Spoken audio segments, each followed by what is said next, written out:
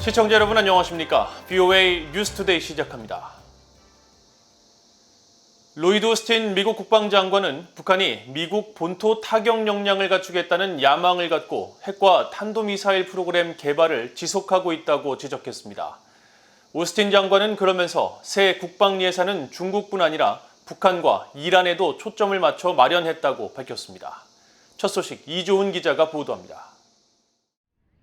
로이드 오스틴 미국 국방장관과 마크 밀리 합참의장이 10일 상원군사위원회 국방예산안 심의청문회에 나란히 출석했습니다. 오스틴 장관은 새 회계연도 국방예산이 추격하는 도전, 중국에 초점을 맞추고 있다면서도 북한과 이란의 위협도 간과하지 않았다면서 탄도미사일 대응의 필요성을 밝혔습니다. Our budget will also help us counter the increasing ballistic missile capabilities of nations like North Korea and Iran. 오스틴 장관은 앞서 제출한 서면 답변을 통해서도 중국의 점증하는 군사력에 대처하는 동안에도 북한에 계속 집중할 것이라고 밝혔습니다. 특히 북한은 미국 본토 타격 역량을 갖추겠다는 야망을 갖고 계속 핵과 탄도미사일 프로그램을 개발하고 있다고 지적하고 북한의 지속적인 핵 탄도미사일 개발은 영내 동맹국과 파트너들에게 점점 더 위협이 되고 있다고 강조했습니다. 오스틴 장관은 이어 미국은 북한의 불안정하고 도발적인 행동의 완화와 한반도의 평화와 안정을 유지하기 위해 계속 노력할 것이라면서 이런 노력은 외교가 주도할 것이라고 밝혔습니다. 마크 밀리 합참의장은 준비태세의 중요성을 강조했습니다. The United States military is a critical component of national power, which in concert with our diplomatic efforts, economic engine, and overriding hope of the American message, that will deter adversaries and preserve the peace. We are prepared to fight, however, and fight and win. 밀리 합참의장 역시 앞서 제출한 서면 답변에서 북한의 지속적인 탄도미사일 역량 강화를 지목했습니다.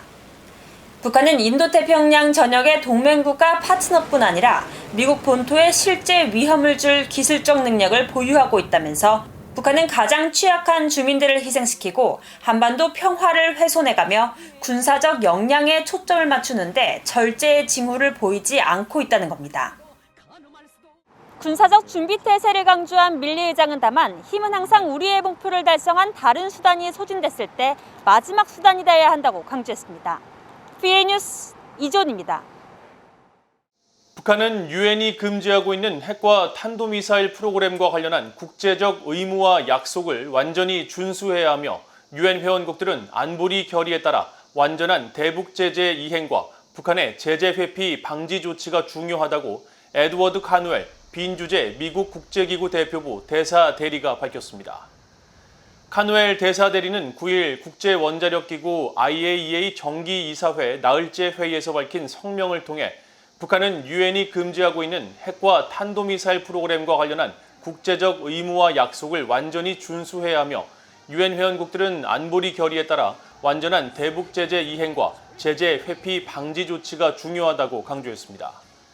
또 미국은 미국과 세계의 안보 증진을 위한 가시적 진전을 위해 북한과 외교를 모색하고 있으며 문제는 북한이 외교적 관여를 선택할지 여부라면서 북한의 조율되고 실질적인 접근법을 제시한 미국의 대북 정책은 지난 2018년 싱가포르 공동성명과 2005년 육자회담 공동성명을 기반으로 한다고 밝혔습니다.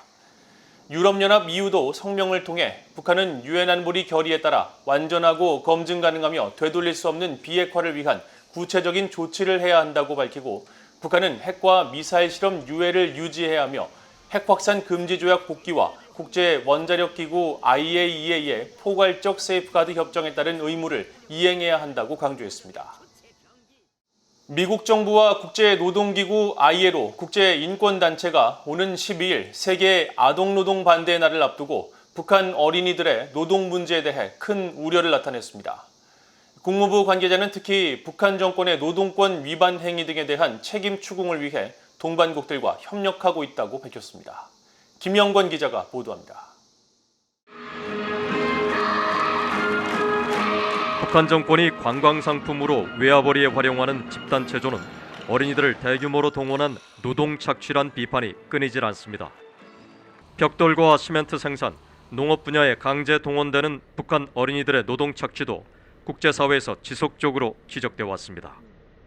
미국 국무부 대변인실 관계자는 세계 아동노동 반대의 날을 맞아 북한 내 아동노동 문제의 심각성에 관한 VOA의 논평 요청에 북한의 정치범 수용소와 노동교화소 내 성인과 어린이들의 강제노동에 깊이 우려한다고 밝혔습니다. 이 관계자는 연례 인권보고서와 인신매매 보고서는 북한의 이 같은 노동력 사용에 대해 계속 보고하고 있다면서 생각이 같은 파트너들과 북한 내 인권과 노동권 증진, 이에 대한 침해나 위반에 대한 책임 추궁을 위해 협력하고 있다고 말했습니다. 또 미국은 외교정책의 중심에 인권을 두는 데 전념하고 있으며 우리는 북한에 대한 전반적인 접근에서 인권을 계속 우선시할 것이라고 강조했습니다. 국무부는 올해 발표한 국가별 인권보고서에서 유엔 아동권리위원회 보고서를 인용해 북한의 어린이들이 가족을 떠나 농업부문 사업에 대규모로 동원돼 장시간 노동을 강요받는 경우가 있으며 한 달간 지속되기도 한다고 지적했습니다. 국제노동기구 ILO는 10일 VOA에 아동노동 폐지와 강제노역 제거는 ILO 헌장에 명시되어 있는 기본적 원칙과 권리라고 밝혔습니다. 그러면서 북한은 ILO 헌장을 수용하지 않았지만 유엔 아동권리협약을 비준한 당사국임을 지적하면서 유엔 아동권리협약 32조는 경제적 착취 등 어린이들에게 위험하거나 교육방해 또는 건강이나 신체적, 지적, 정신적, 도덕적, 사회적 발달에 유해한 모든 노동으로부터 보호받을 권리를 명시하고 있다고 강조했습니다. 올해를 아동노동 철폐해로 선언한 ILO는 10일 유엔 아동기금 유니세프와 공동 발표한 보고서에서 전 세계 아동노동 인구가 1억 6천만 명으로 늘었다며 국제사회 대응이 필요하다고 촉구했습니다. That's 160 million children total. 63 million girls, 97 million boys, and that's an increase of 8.4 million children over the last 4 years. So that means that 1 out of every 10 children is in child labor. 1 in 10. And half of them are in hazardous work. 뉴욕에 본부를 둔 국제인권단체 휴먼 라이츠 워치의 필 로버트슨 아시아 담당 부국장은 10일 VOA에 북한은 어린이들을 등골 빠지게 일하도록 하는 세계 최악의 조직적인 학대국 중 하나라고 지적했습니다. 북한 정권은 식량과 보건, 기본적인 생필품조차 거의 없는 상황에서 어린이들을 대상으로 노동 착취를 하는 건 심각한 인권 침해란 겁니다. 이런 국제사회의 지적과 비판에도 불구하고 북한 정권은 사회주의 헌법을 통해 16살 미만 아동의 노동을 엄격히 금지하고 있으며 어린이를 나라의 왕으로 받들고 있다는 주장만 되풀이하고 있습니다. VOA 뉴스 김영권입니다. 멜리사 달톤 미국 국방부 전략기획 역량 담당 차관보 대행은 현재 바이든 행정부는 첫 핵태세 검토를 진행하고 있으며 내년 1월까지 완료할 예정이라고 밝혔습니다. 달톤 차관보 대행은 10일 미국 하원 군사위원회 전략군 소위원회 청문회에 출석해 이번 핵태세 검토는 최근 국방부가 강조하고 있는 새로운 접근법인 통합된 억제력으로 재래전과 사이버, 우주 등 전 분야가 모두 반영될 것이라고 예고했습니다. 또 중국과 러시아, 북한, 이란 등의 적성국 위협을 평가하고 이에 상응하는 준비태세 전략에 초점을 맞출 것이라면서 이 과정에는 확장 억제력을 제공받는 동맹도 포함된다고 밝혔습니다. 달톤 대행은 북한의 핵 역량에 대해서는 계속 진화하고 있으며 미국 본토와 이웃 국가를 위협하고 있다는 기존 평가를 재확인했습니다. 스티븐 비건 전 국무부 부장관은 미국과 일본, 인도, 호주의 협의체인 쿼드는 회원국 중심으로 현안에 따라 인도태평양 지역 국가들과 역동적으로 관여하는 것이 최선이라고 주장했습니다. 비건 부장관은 10일 신미국 안보센터 토론회에 참석해 쿼드 협력은 주제나 협력 국가들의 조합에 따라 달라질 수 있다며 이같이 주장하고 영내 국가들의 협력을 통해 쿼드가 배타적이라는 인식을 피하고 참여를 강요하지 않을 수 있다고 말했습니다.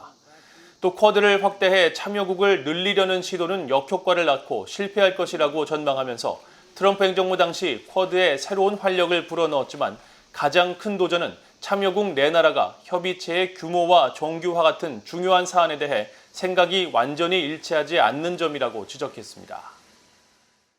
이상으로 VOA 뉴스투데이를 모두 마칩니다. 시청해주신 여러분 고맙습니다.